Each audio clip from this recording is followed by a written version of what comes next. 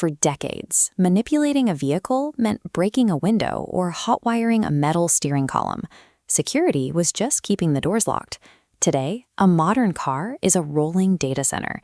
It goes by the name software-defined vehicle. Under the hood, hundreds of tiny computers called electronic control units, or ECUs, constantly process data, communicate with smart city infrastructure, and receive over-the-air firmware updates. Constant connectivity integrates multiple wireless entry points directly into the vehicle's internal network. If an attacker finds a vulnerability in a low-security node, say the Bluetooth connection on your infotainment screen, they can use that foothold to laterally traverse the internal network. Once inside, they can send malicious commands directly to the safety-critical systems, like the steering or the brakes. The modern vehicle is a vulnerable node on the internet, and in many cases, the enemy can already slip inside the gates. This problem gets much worse when we look at the near future. Within the lifespan of cars rolling off assembly lines right now, large-scale quantum computers will come online. These machines will easily crack the classical encryption currently protecting vehicle data. This dual timeline chart illustrates a threat strategy known as harvest now, decrypt later. Attackers are sweeping up encrypted vehicle data, like firmware updates, and storing it. When we project into the 2030s, quantum processors break that old encryption to unlock those massive archives. The theoretical software fix is to upgrade vehicles to military-grade post-quantum cryptography and to implement constant, aggressive network verification to keep hackers out. But there is a massive engineering bottleneck. The internal computers inside a car are physically tiny and highly constrained. They have strict limits on memory, processing power, and energy consumption, yet they must execute commands in milliseconds. This creates a severe paradox. Forcing these tiny, resource-starved chips to process heavy cybersecurity math causes dangerous system latency. The software solution creates a physical crisis. To lock down a vehicle's network, modern security protocols require the car to rigorously verify the digital identity of anyone trying to access it. If a mechanic plugs in a diagnostic tool, the car pings an automaker's central server to confirm their cryptographic certificate is valid. But the automotive industry has a unique physical reality. Imagine a broken-down vehicle sitting 3 levels deep in an underground concrete bunker, or out in a remote mountain pass. There is zero cellular or Wi-Fi signal. Without access to that central server, the car automatically assumes the mechanic is a threat and rejects the connection. Strict digital security makes essential physical repairs completely impossible. Look at this animated schematic detailing the engineering workaround. Instead of relying on a live server, the mechanic downloads a short-lived certificate, a cryptographic proof of permission that expires in a matter of hours. The car receives this certificate and checks it against a monotonic counter, a specialized hardware clock inside the vehicle that only moves forward and cannot be physically rolled back. By combining the temporary certificate with an unhackable internal clock, the car can mathematically prove that the mechanic's authorization is valid for that specific day.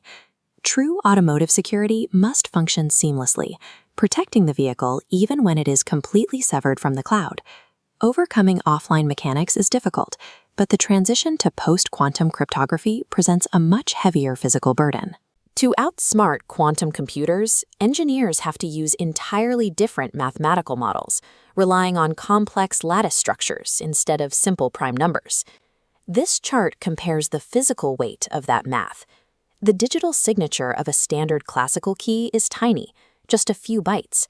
But the data footprint for a post-quantum algorithm balloons to a massive size, requiring up to 40 kilobytes of data per verification. Legacy vehicles rely on a traditional internal wiring standard, known as the CAN bus. It is a narrow, low-bandwidth network. When you try to shove a massive post-quantum signature through a CAN bus pipeline, the data fragments, backs up, and chokes the entire system. To carry these enormous future security keys, the automotive industry has to rip out decades of legacy wiring and replace it with high-bandwidth automotive Ethernet. Surviving the quantum era is impossible through software patches alone. It demands a complete physical reconstruction of the vehicle's internal nervous system. Wiring a car with high-speed Ethernet solves the bandwidth problem, but it introduces a new one: The internal components are now exposed to the same sophisticated cyber attacks targeting corporate IT networks. To counter this, engineers apply a zero-trust architecture, a model where every single component inside the car treats all the others as hostile. Under zero trust, a simple message from a wheel speed sensor to the brake controller can't just be sent. It must be encrypted, transmitted, and independently verified for authenticity in real time. A recent real-world test by the Southwest Research Institute revealed the breaking point of this approach. When researchers forced standard automotive computers to encrypt and verify every single network packet using zero-trust rules, the processors were overwhelmed, resulting in extreme delays. If a braking command is delayed by mere milliseconds because the onboard computer is busy solving encryption math, the physical consequences are catastrophic. Theoretical security models designed for data centers fail when applied to the millisecond constraints of a moving vehicle. To shatter this latency wall, engineers realized they had to move the cryptographic math entirely away from the main processors. This network map shows the final architecture. Instead of burdening the main electronic control unit, vehicles use hardware security modules, or HSMs. These are dedicated silicon-level crypto accelerators embedded directly into the vehicle's central gateways. The HSM processes the heavy encryption math in a parallel stream, instantly verifying the data and keeping the main processor free to drive the car. These central gateways also act as dynamic firewalls.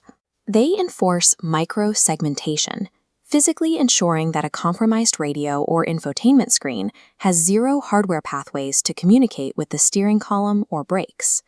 Effective automotive defense is no longer a software shell wrapped around old parts. It is woven directly into the physical architecture of the microchip. Because the threat landscape evolves so quickly, these new chips are designed with crypto agility. They are engineered to run classical and quantum math simultaneously, allowing automakers to swap out encryption algorithms via over-the-air updates the moment a new threat emerges. A modern vehicle stays on the road for 15 to 20 years. This dynamic hardware adaptability is the only viable method to prevent millions of cars from suffering sudden cryptographic obsolescence. For the next generation of autonomous transport, cybersecurity dictates the design of the physical processor itself. If vehicles are going to drive themselves safely tomorrow, their processors must be entirely reimagined today.